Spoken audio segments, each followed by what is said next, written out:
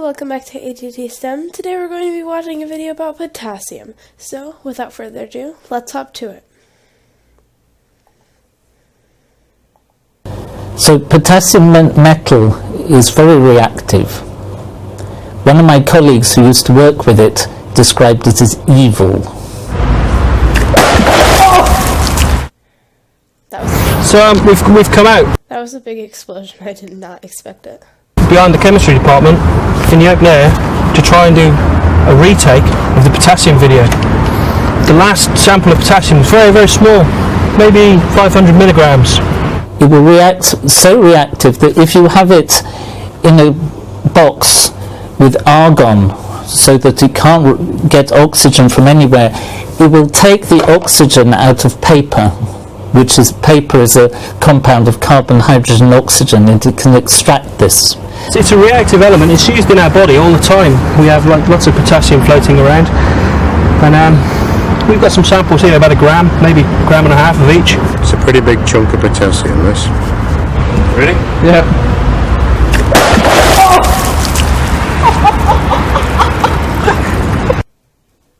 To me, that's insane.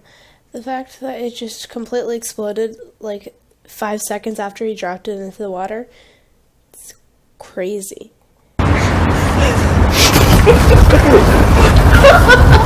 Very satisfying reaction.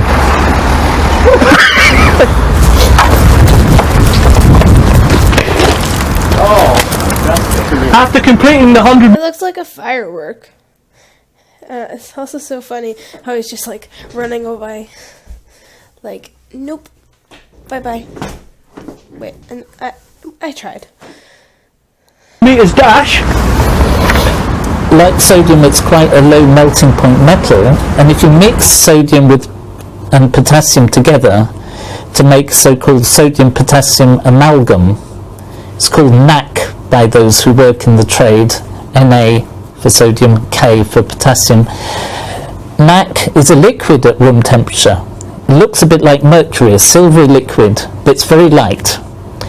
And I've never played with it, but people say that if you try and drop it on the floor, it will burst into flames before it hits the floor because it reacts with the water in the air. Today I'm going to show you how to make a potassium mirror. We'll just fish out a nice little bit of potassium. It's stored under mineral oil because it reacts with water over time. So it's quite malleable stuff. It's a little bit like if you imagine cutting blue tack. It's quite soft. Start to see it's starting to go off a little bit already. It's tarnishing a wee bit. So we can just manipulate it like that. And then we're going to pop it into our ampule. I'm going to evacuate it now. I'm going to remove all of the atmosphere from this ampule.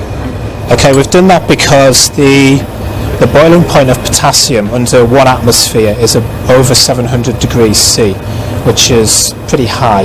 It's too high for the glass to tolerate. If I heated it up to that temperature, the glass would start to soften and melt.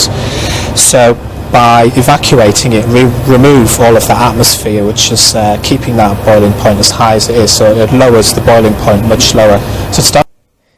That's cool. If you like create a vacuum, I guess like it can't get as hot. Starts to drop into the range of that of water. Okay, so we just go into the blue flame, which is the nice hot flame. We'll just keep on gently warming it.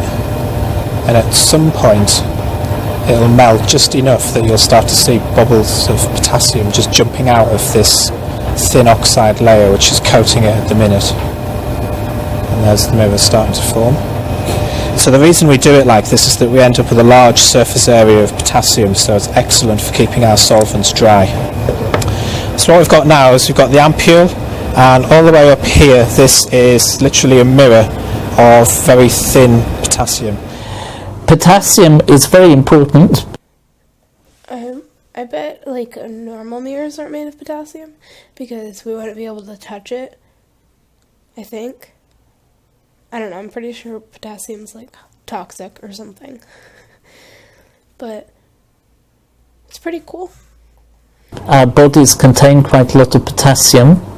and it's in all sorts of biological material. If you burn garden rubbish, in the ash that you get in the end is potassium, which is presumably why it's called potash. So as Neil quite literally wets the wall to get rid of all of that unreacted potassium. Move! Oh, wicked! One of my colleagues who used to work with it described it as evil. Well, that was potassium.